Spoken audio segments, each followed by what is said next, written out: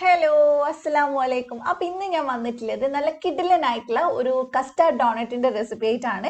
ഡോണറ്റിൽ തന്നെ നല്ല ടേസ്റ്റി ആയിട്ടുള്ള ഒരു വേർഷനാണ് ഇത്. എല്ലാവരും ട്രൈ ചെയ്ത് നോക്കാം. വളരെ എളുപ്പമാണ് ചെയ്യാൻ. അപ്പം നമുക്ക് വേഗം തന്നെ ഇത് എങ്ങനെയാണ് ചെയ്തെടുക്കുന്നത് നോക്കാം. അപ്പം ആദ്യം തന്നെ നമുക്ക് മാവ് ഒന്ന് കുഴച്ചെടുക്കാം. ഞാനിവിടെ 2 കപ്പ് മൈദ എടുക്കുന്നുണ്ട്.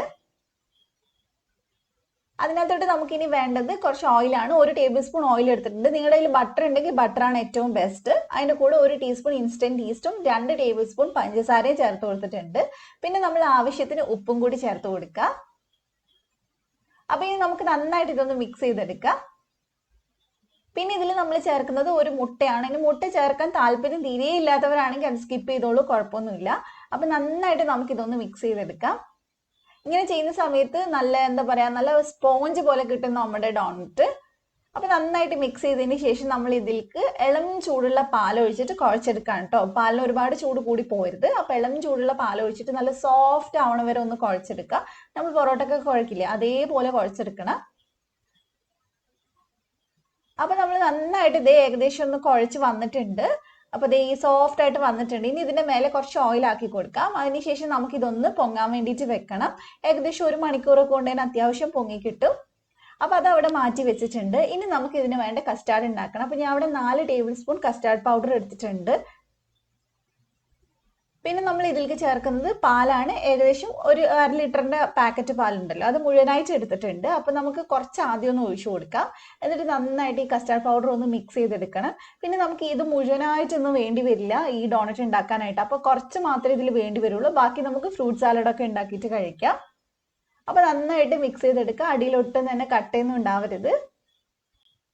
അപ്പൊ അതേ ഞാൻ നന്നായിട്ട് മിക്സ് ചെയ്തിട്ടുണ്ട്. ഇനി നമുക്ക് ഇതിലേക്ക് ബാക്കിയുള്ള പാലും കൂടെ ചേർത്ത് കൊടുക്കാം. അപ്പൊ ഏകദേശം 2 കപ്പ് പാലുണ്ടാവും 1/2 ലിറ്റർ പാക്കറ്റ് എന്ന് പറയുമ്പോൾ. പിന്നെ ഇതിലേക്ക് ഏകദേശം 1/2 കപ്പ് പഞ്ചസാര ചേർത്ത് കൊടുത്തിട്ടുണ്ട്. എന്നിട്ട് നന്നായിട്ട് മിക്സ് ചെയ്തെടുക്കാം. ഇനി നമുക്കിത് തിക്കാവുന്നത് വരെ ഒന്ന് മിക്സ് ചെയ്തെടുക്കണം. അപ്പൊ നല്ലപോലെ നമുക്കൊന്ന് വേവിച്ചെടുക്കാം. ഒരുപാട് തീ കൂട്ടണ്ട, ചെറിയ തീയിൽ വെച്ചിട്ട് ചെയ്താൽ മതി. അപ്പൊ ഇത് കുറച്ചൊന്ന് കുറുകി വന്നിട്ടുണ്ട്. ഇത്രയും കൂടി കുറുകണം. അപ്പൊ ഈ ഒരു കൺസിസ്റ്റൻസി മതി. ഇതാവുമ്പോൾ നമുക്ക് തീ ഒന്ന് ഓഫ് ചെയ്ത് വെക്കാം. അതിനുശേഷം ഇതൊന്ന് ചൂടാറിയതിന് ശേഷം ഞാനൊരു സോസ് ബോട്ടിലേക്ക് ഇത് മാറ്റുന്നുണ്ട്. ഇല്ലെങ്കിൽ നിങ്ങളുടെ കയ്യിൽ പൈപ്പിംഗ് ബാഗ് ഉണ്ടെങ്കിൽ അതിലേക്ക് മാറ്റിയാലും കുഴപ്പമൊന്നുമില്ല.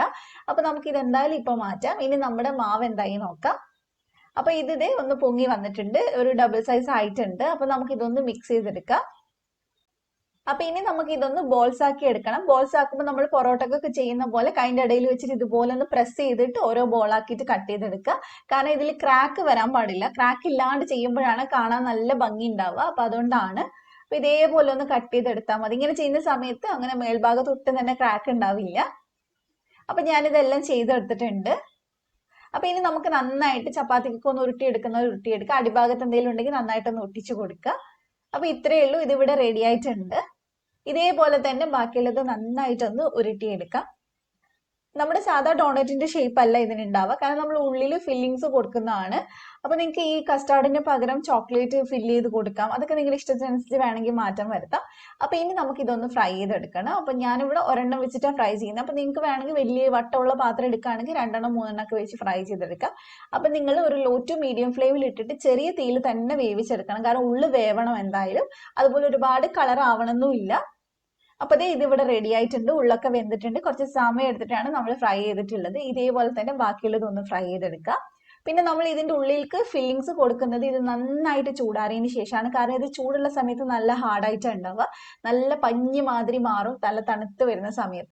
അപ്പൊ ഇത് നന്നായിട്ട് ചൂടാറിയതിന് ശേഷം ഞാൻ കുറച്ച് പഞ്ചസാര പൊടിച്ചതിൽ ഒന്ന് മിക്സ് ചെയ്ത് എടുക്കുന്നുണ്ട്. കാണാൻ ഒരു ഭംഗിക്ക് വേണ്ടിയിട്ടാണ്. അപ്പൊ ഞാൻ മിക്സ് ചെയ്ത് എടുത്തിട്ടുണ്ട്. ഇനി നമുക്ക് ഇതിന്റെ സൈഡിൽ കത്തി കൊണ്ടോ അല്ലെങ്കിൽ എന്തെങ്കിലും ഒരു സിസർ കൊണ്ടോ ഒക്കെ ഒന്ന് ഹോൾ ഉണ്ടാക്കി കൊടുക്കണം.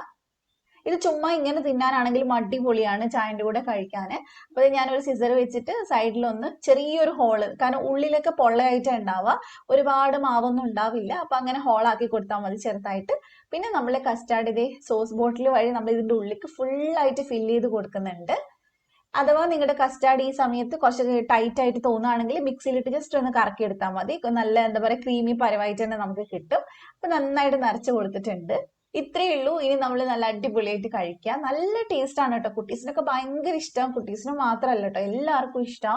അപ്പൊ എന്തായാലും ട്രൈ ചെയ്യുക, എന്നിട്ട് എൻ്റെ അടുത്ത് ഫീഡ്ബാക്ക് പറയാം. അപ്പൊ നിങ്ങൾക്ക് ഈ ഞാൻ പറഞ്ഞ പോലെ തന്നെ കസ്റ്റാർഡിന് പകരം ചോക്ലേറ്റ് സോസ് ഒക്കെ ഇതുപോലെ ഫില്ല് ചെയ്ത് കൊടുക്കാം.